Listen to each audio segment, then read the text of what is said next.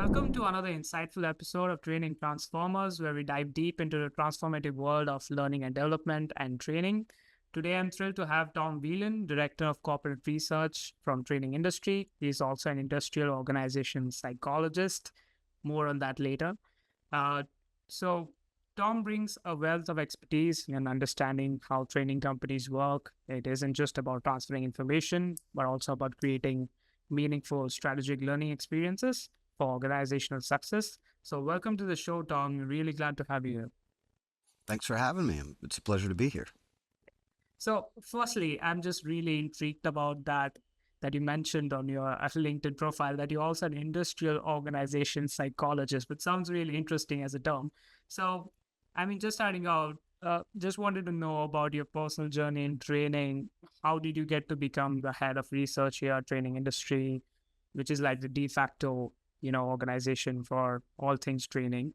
And how's been your journey till now? And what about that term about being that industrial organization psychologist? Tell us more about it. Sure. So my favorite joke to explain what my field of study is we're clearly not good at marketing because industrial organizational psychology has a lot of syllables in it. The easier way to think about it is work psychology or applied psychology. So like the way I've framed it up to when I used to be a consultant and then I encountered somebody and they had no idea, like where I was coming from. I would frame it up to them like I'm not a counselor, I'm not a clinical psychologist. It's like, so if somebody has problems, like there are other psychologists, other people that are trained to deal with that. I'm worried. I'm not worried about the problems they have at home. I'm worried about what happens between 9 and 5 when they come into work. How are they performing? How do they like their job? How do they get to that job? How do they stay in that job? And on and on. So that's kind of what the field of study is. Um, and very early on, I was attracted to measurement, and then to selection and training. And so in my career, I've worked with military organizations on their selection pipelines. I've worked with tech companies, with pharmaceutical companies on their like certifications and it always, like a lot of things I've always done professionally have had a lot to do with training. So then getting into training industry where rather than being inside the organization studying training, I'm sort of outside of it looking at all the organizations doing training. That's where I've been for the past decade, and have watched over time, different fads come and go, different pieces of technology get hailed as the next greatest thing, and then that lasts for 2 years, and then everybody looks at each other and goes, we don't have this quite figured out. And then everybody acts like it's a black sheep. And then 2 years later, lo and behold, that thing is right back like it's always been there. So it's been interesting, I think, to watch um, the journey of where organizations have been with training and where they are now. And where we think that they're going next, because one of the unique things about training industry is we're talking to everybody, like to all sides of the market. So we try to make sure that we stay very much in touch with like what are training managers inside organizations doing, what are the challenges they're facing, what are the skills they need, what are the skills they need their teams to need. We're also always talking with the supply side. Sorry, I mangle that word a little bit. The supply side of the market, so like solution providers. So we're always trying to keep our thumb on, what's around the corner. What are the new advancements that the market is trying to bring to organizations? What are those organizations trying to stand up internally? Maybe if they are trying to approximate things, so just watching everything evolve, but trying to wrap our arms around at all times, like what's going on with the learner, what's going on with the organization, what's going on with the training manager inside that organization. So it's a big mishmash of B2B and B2C and everything in between. Right. And that's interesting that you actually get to see so many trends come and go over the years. And, you kind of know what's going to stick, what's not going to stick around because Mhm. you probably work with so much training companies. You work with a lot of data as well, uh, within all in your research capacity, isn't it? Yeah. On a I mean, there's a couple ways that we try to keep our thumb on things. Um, one of the things that I think has been interesting to watch come and go is there's almost like whole sub economies within training that come, like for instance, like they and I feel like they get established, they never really go away, but you don't hear as much about them. Like a few years ago, I remember when everyone was excited about boot camps for IT training. Like boot camps and virtual learning labs were a new thing, and everybody was, they were all the rage. And so we tried to stand up an awards. Well, we didn't try. We did. We stood up an awards list in our top training companies, uh, market awards, for bootcamp providers, and we ran it for a few, because we wanted it to be useful to the market. If there were people in our audience or learning leaders out there who were like, I hear about this, but where do I find the good ones? We wanted to have at least somewhat of a data-driven resource they could go to say, all right, here are supposedly the ones that should be good. And that lasted for a few years, and then the market appetite seemed to wane a little bit, and we stopped doing the list. But I mean, we still see boot camps around there, and then there are absolutely still exciting things going on with virtual learning labs. Um, Yeah. but yeah, that's one of those things where I think if we didn't have our finger on the pulse of what's going on with hundreds of different organizations, from leadership providers to LMS solutions. Um, I feel like it's otherwise fairly difficult to maintain anywhere close to, a mildly accurate picture of what's going on in the training market right now, and especially because it moves so fast and it's influenced by some things that are inside the market that ostensibly learning leaders are controlling, and also gets influenced by lots of stuff that is way beyond anyone's control, and it's fascinating to watch it come and go. Yeah, that's definitely interesting.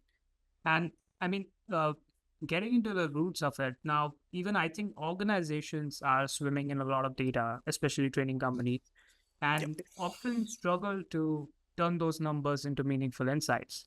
Like, how do you think training teams can actually leverage the analytics part of it or the insights part of it to not just measure the impact of learning, but they're truly making a difference in the learning journey of, say, the employees or whoever they're trying to train? So to me, with how do organizations best leverage analytics, the key word is analytics, with the emphasis on it being plural. Because I think, like, I mean, just commonly we say data and analytics, and we pluralize it, but do we really mean it? Like, because I think when we invoke analytics, we're not talking about one thing. There is no, like, one set of numbers that is equally relevant and useful, and informative to all the different consumers of training evaluation data. So if you're trying to improve individual experiences, and influence enterprise strategy, those two efforts probably need to be fed by two different types of information. So analytics is not this kind of, like, one unitary uh, thing that a training function does. Like, it's several different things. And I think when you are looking at things uh, at that level, it can help either identify or refine what the KPIs are, or key performance indicators, for the organization. Um, because it might, and it may seem obvious to be like, well, yeah, you do that, and it's like, but what data do you have? What KPIs were already defined as being important? Do you actually have information that speaks to those? Or could it be, what we thought was important was just kind of created in a vacuum? And when we actually look at numbers, we can see the ones, or at least get a feel for, we thought this was important, but this over here seems to be what's actually driving performance, or what's making a difference. Because and that very well could be the case in a lot of organizations. We all like to think we're really good at identifying what moves the needle. But until you have numbers to prove it, it's like you don't know how much that needle moved. It's like, and you might have to try different things. Yeah. Um, the truth of analytics that I don't hear. I think everybody knows it, but I don't hear it called out a lot. Is that time is the most valuable thing with analytics. Like you can get a lot of data, and that's fantastic, but data over time and data that's consistent over time. So you can say I'm dealing with apples to apples comparisons. It's like that's where things truly begin to get powerful. Yeah, I mean, it's interesting because every organization is going to have a different viewpoint of what type of data to collect. Is it just for Hmm. compliance? Is it just for, Yeah, if it's increasing your employee productivity, are you saving time? Are you mitigating risk? What is it exactly? So, in terms of your research, do you think that the training companies right now are really diving deep into analytics, or is it just on a very shallow level that they're still trying to get into the data and make sense out of it? that's a great question. And the I've asked that question of learning leaders. Um, and unfortunately, I feel like what gets echoed back is they're not doing nothing, but what they're doing is usually only focused on one or two things. Mm. So like a survey I did of it was some, I can't remember the exact number, somewhere between 300 and 400 organizations from earlier this year. Uh, we found that to the extent that everybody holds like something like the Kirkpatrick 4 level model up as a gold standard, 24% of organizations are using it. Oh, Like that's supposed to be, like if we're really aspiring to greatness, we're following that. And that's like 70, 5% plus of companies aren't, and those that are doing maybe one or two things, they're either just looking at maybe learner feedback from programs. Maybe they're looking at some strategy based analytics, but more often than not, they're either looking at one or the other.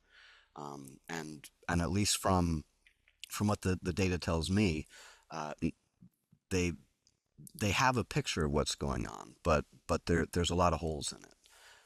So I think in terms of where companies are now, I mean, now that said, the other thing that or I feel like that has always been true, and over the past couple of years has been increasingly true, is analytics is an area of interest to a lot of learning leaders. Like I think there is a recognition and a thirst for how do we do this better, and how do we, I think most importantly, how do we do it in a way where it's speaking to the stakeholders that we want to speak to, and we're coming to them in their language. So for as much as maybe I'm throwing stones at people for like not everybody's using Kirkpatrick. I also don't think Kirkpatrick's necessarily the best thing to use. So I feel like, or my hope maybe, is that where a lot of organizations are at right now is a bit of an inflection point. Um, because also I feel like the analytics practices that I think most of us were weaned on, or what we understand is, if you want to do good measurement, you do X, Y, and Z. Um, I feel like a lot of the philosophical underpinnings of that are left over from a time where ILT was the gold standard.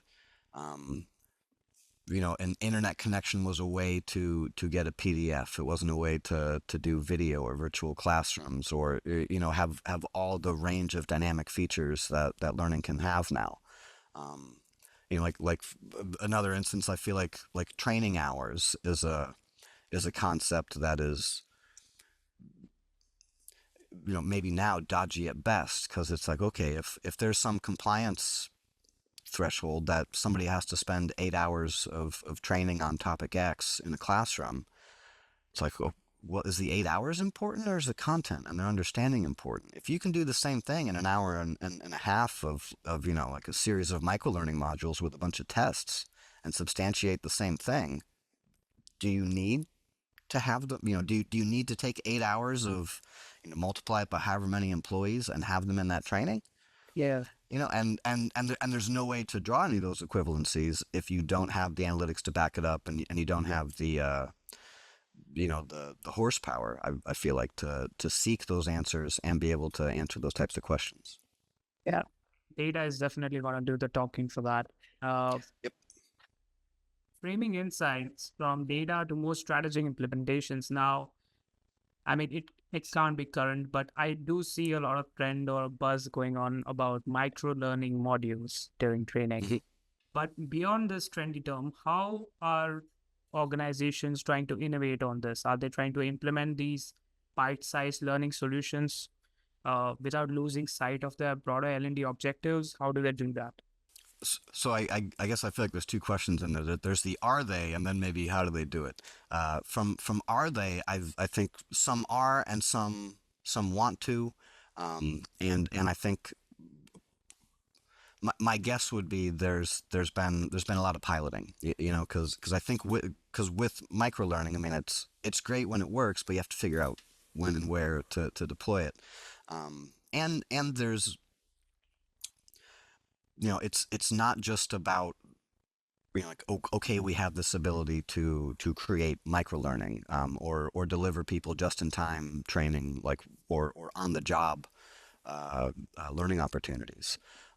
Because for me, logistics has to come before strategy, and that idea, like micro learning or just in time training, is a strategy. So without some broader objective to tie into, they're a tactic that might be cool. Learners might like part of it, but is it relevant to the success of the L&D enterprise? So it's kind of like we've already been talking, like to try to deploy micro learning, it has to be aligned with, what are individual learning needs, what can you serve in a small format, and still have it be impactful, or still give people something to retain.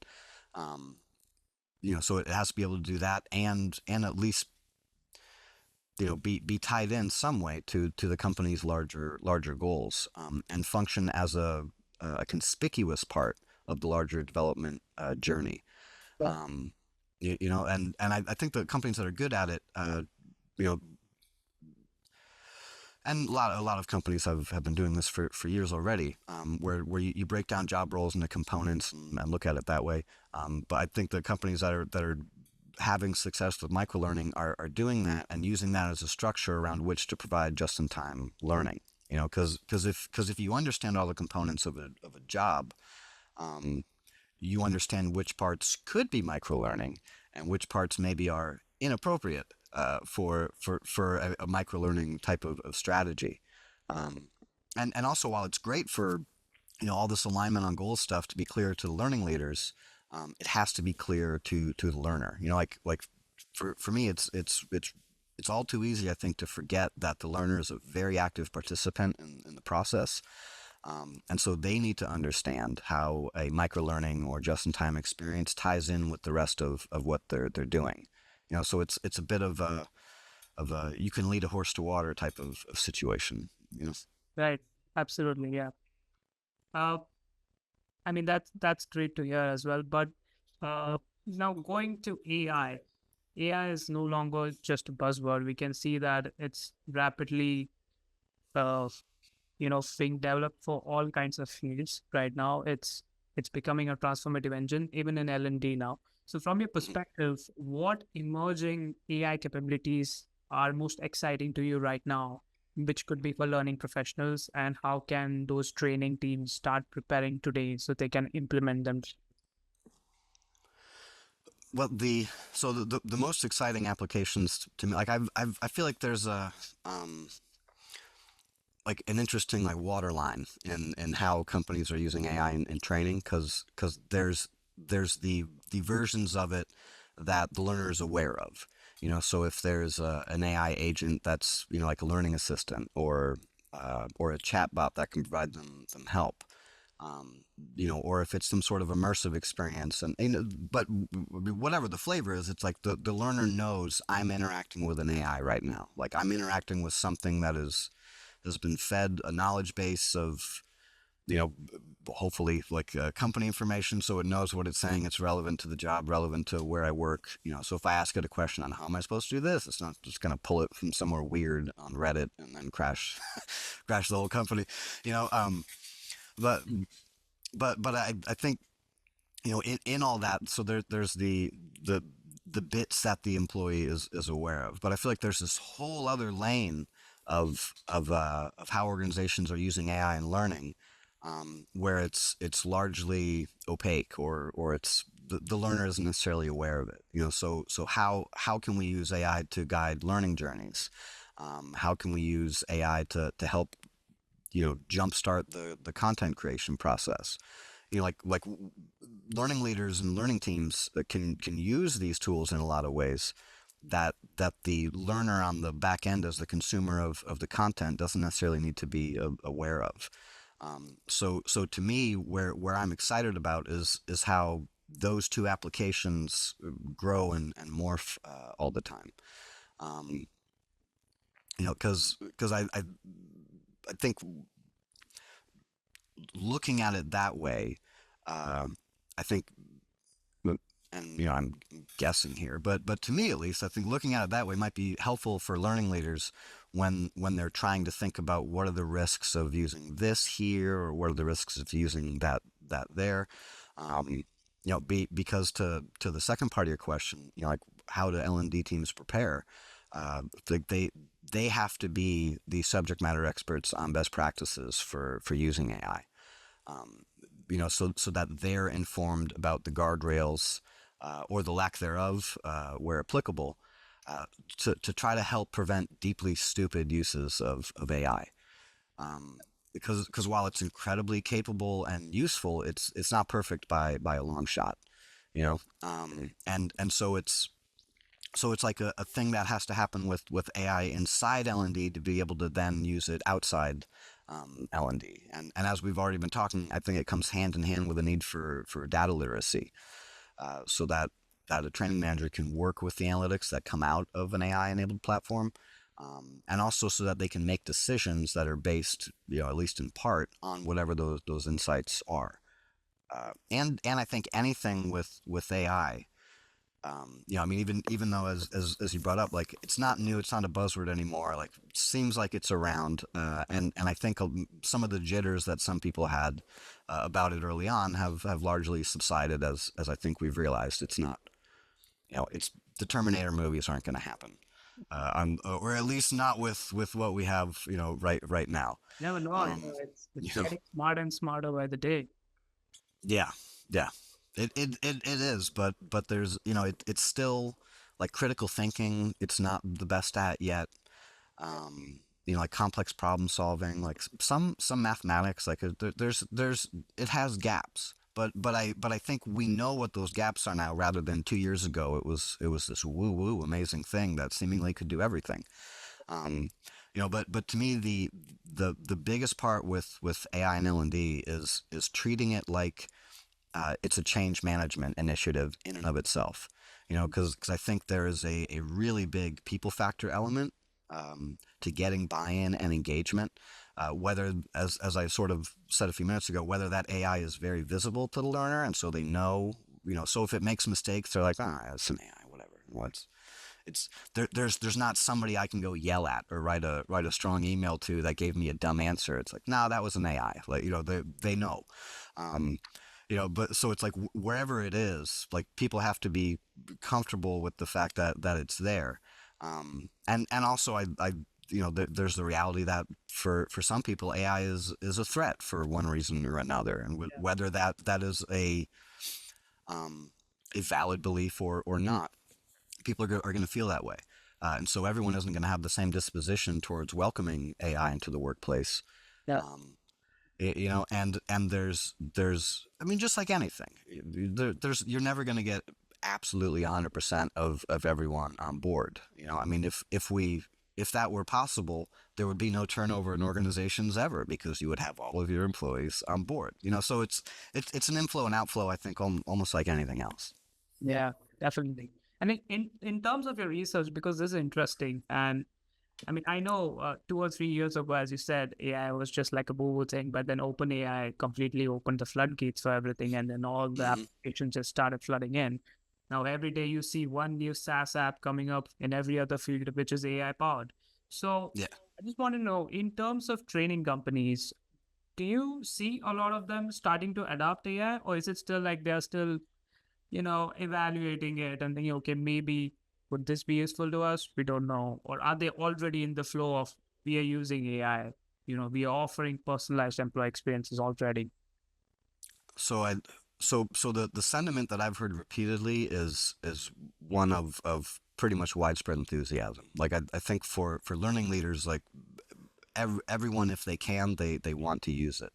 Um, I think the single biggest hurdle that the majority of organizations have dealt with though is data privacy. So if you're putting things into an AI, where's it go? Like does it go back to some mothership? So like if I put in annual financials, like does now OpenAI know all my company's annual financials? And and I think there were a lot of valid concerns about that early on with some of the solutions. Um, and there are ways around it now that I don't think maybe everybody understands. Because I mean, even to I think begin to dance with, like, well, how do these large language models actually work? Like, well, what are they? Like it's and then to understand how do you build one? How do how do you take a knowledge base that you have and put it on top of an existing AI platform, so then you can have something, say, that you can query inside an organization that has the capabilities of chat GPT or whatever other copilot, whatever other agent that you might want to use, but it also has access to compliance documents, safety documents, like product training, everything and anything under the sun, but protected underneath that organization's umbrella. Um, and there are absolutely ways to do this now. The the hitch in everybody's giddy up is it's not quick, and you need a team to be able to try to stand one up. Like I mean, so for instance, like training industry, we have a membership, and inside our membership, we have an AI agent that is like it works like a chat GPT or whatever, but when you ask it questions, it knows all the research reports that I've written. It knows everything that we've put out on our website. It knows market information. It knows all our course curricula and all that kind of stuff. So it's more or less like me without a faulty memory in a sense, in terms of how much stuff that it has in it. um, and and it's all our information, so we don't want it leaking back out into everywhere. And how the architecture is set up, it doesn't. And I feel like I only heard it first explained to people, I want to say like maybe a year and a half ago. So I think people were pretty fairly in the throes of uh, you know, companies forbidding people to use these things and this and that. And someone explained it as like, you have your own block of information over here, and you have the AI tool hooked up to it that then talks back to the thing, and then your learner or employee or whatever interacts with the so it's like basically there are ways to guardrail what it accesses and how it accesses that information when it creates output. And data and privacy, like anytime I've run a survey on it, data and privacy is I think the single biggest concern that organizations have. And again, rightly so, but there's ways around it, and ways to stand up solutions that don't endanger intellectual property, and copyright and that type of stuff. And I think it's just a matter of learning leaders. Probably you're probably gonna have to talk to legal counsel, maybe depending on the size of your company, but making sure that where you're using it and what you're using it for, that you're on the right side of that. And I think also understanding that if the need is we need an agent that knows everything in the employee manual, that's a possibility, and it's possible to do that and do that securely. Yeah, but content security is always going to be a concern right now, and that's for sure. But yeah, really fascinating insights to hear that many companies are right now very enthusiastic about using AI. So yeah, Mhm. definitely true. Coming now to training ROI, which is like a really hot trending topic right now for training professionals. If you want to get a buy-in from your senior management and you are a training or an L&D leader, oh, how would you try to justify the impact of your learning outcomes to the stakeholders? So first and foremost, I would ask those stakeholders, or try to figure out, if you can't ask them directly, how do they define ROI? Because for different stakeholders, like what's important, or what is a return, or what is the outcome that they're most interested in, is not going to be the same. So like yes, ROI means return on investment, but that doesn't always mean that the answer is going to be in the form of dollars. Like there might be different. Uh, It means different y- to you know, different. yeah. So there can be very different goals, depending on where it's coming from. So is the goal to make training low cost? Like, well, then yeah, the answer is going to be in dollars, like that, and that's how you need to present an ROI analysis to those particular executives. Um, versus if the outcome is moving some metric on employee culture, or retention, or a compliance goal. It's like those don't all have to do with money. Because like if a compliance goal is important to the company, well, then how much does that training cost? It's like, yeah, let's try to do it low cost, but more important is that it works so that the company is in compliance. Like, so it's like the same. I think that the same calculation or same approach to what is the return, or what are we getting out of this, isn't uniform across all instances. And so to the extent that as learning leaders, um, we're able to kind of shake that out of the trees, and get a sense for, like, well, what answers are important, or what answers are they is whoever the stakeholder is, what answers are they looking for. Then we can come to them, with something that, even if it doesn't 100% meet their expectations, it at least gives them something to make a decision on, or is useful information, for that particular uh, stakeholder. I think by guess, I think the senior management is definitely going to call, uh, you know, quantified in terms of dollars. So it's going to be either are you making me money or are you losing money on that? It's going to be pretty clear on that. But yeah, it's going to be different for uh, different stakeholders looking at the same. Definitely true. Uh, Mhm. now, Yeah, like sales and procurement and finance. Like, yep, there's one, but you go somewhere else, and it might not be. I don't know. Like, I mean, and to your point, it is usually about money, but but not always, or it might be about money and other things. yeah, like for example, if it's about enhancing productivity in a particular project, you train Mhm. set up employees to do that, and then they completed the training, but then they could also complete the project because of that training in a shorter period of time. Then we are talking about time and not dollars. So yeah, Yeah. just definitely does that way.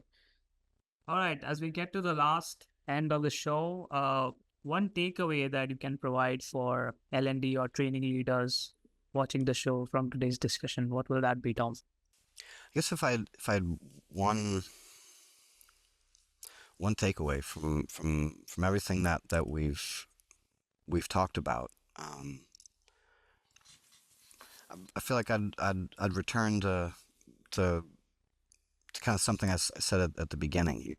Like when, so what does it mean that it's plural? Like when we're talking about training, it's like that's a plural word.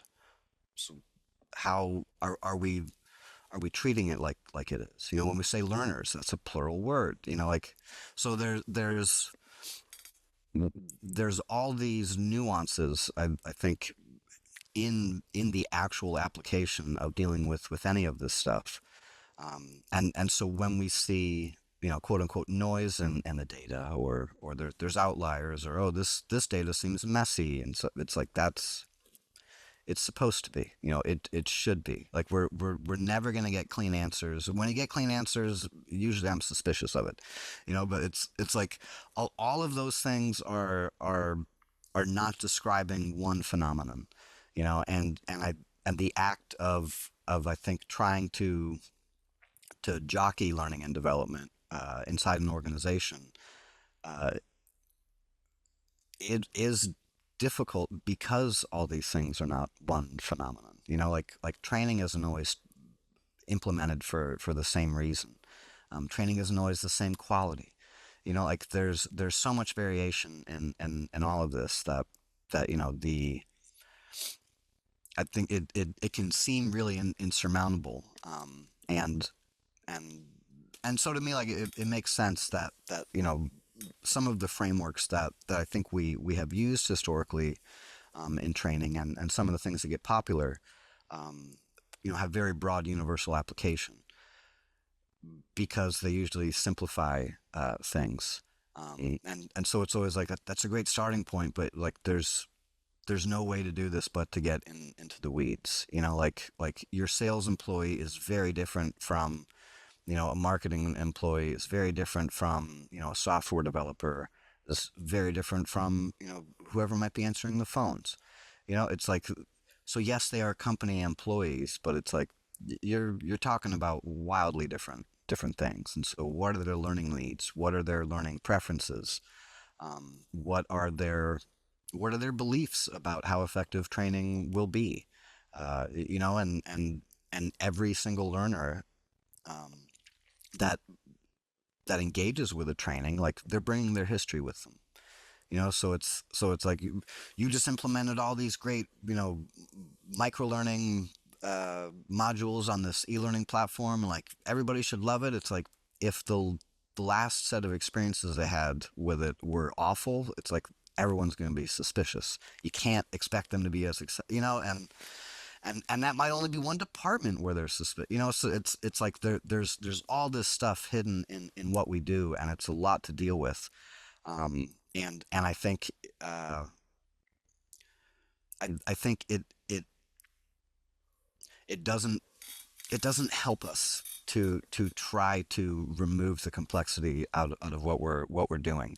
And the easiest way to inject some of that back in is analytics and understanding the data that you're working with. Being able to take the temperature of different things going on with training. Because once you can tie some of that information together, you begin to be able to tell narratives about what is training doing inside the organization. Yeah. And those narratives are case studies. They're about the individual. They're about that person in sales and what their training experiences are like, and why that is different from the software developer at the same company, and what modalities they take and what it is they're learning, and like what those outcomes are functionally. What are those two employees? What does their training do for them and their role? Like the more you can tell narratives and stories about the kaleidoscope of different people inside the organization, and do it with analytics and numbers. I feel like that allows us to come to the table, and affect strategy and get our voices heard. I think in a way that, I mean, even a decade ago, a lot of stakeholders were less receptive to, but but again, like we got to come with a narrative. If we walk in there yelling about Kirkpatrick levels and stuff like that, it's like we're not going to snap everybody's attention right away. So it's like, well, what let's meet them where they're at. What do they want to hear about? What's important to them? Like let's illustrate the lives of employees in the company, and give good and bad examples. Yeah, that's fantastic. So, in a nutshell, you're saying the data is always going to be messy and unstructured, but you need to be able to dive deep into it and only talk about numbers that actually make meaning to your employees and the learning experiences. Yeah. All right. Yeah, because like one of my favorite expressions in the age of big data that we're in is not all data is created equal. Like numbers don't have feelings. Some of them are terrible, and there's nothing to be done about it. You know. That's a great way to end this. Yeah. That brings us to the end of another enlightening episode of Training Transformers. Really appreciate you, Tom, for sharing your valuable insights and experiences on your research with training companies with us today. That was really insightful. To our viewers, if you have found value in today's discussion, please make sure to follow us for more conversations with training leaders who are shaping the future of workplace learning. You can find additional resources and information about today's topic on Kitabo's website. That's kitabo.com. You can follow us on Training Transformers, on all your audio streaming podcasts like Spotify. And join us next time as we continue to explore the transformative power of modern learning and development. I'm Tejas, and this has been Training Transformers.